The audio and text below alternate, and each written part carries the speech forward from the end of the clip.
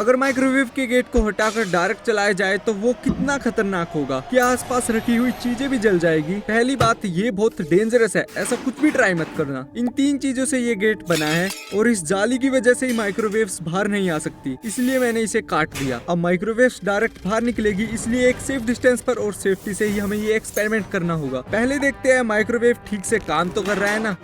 Perfect. ये बाहर रखी हुई आइसक्रीम भी माइक्रोवेव ने बहुत ही स्पीड से पिघला दी, मतलब कुछ दूरी तक माइक्रोवेव बाहर रखी हुई चीजों को जला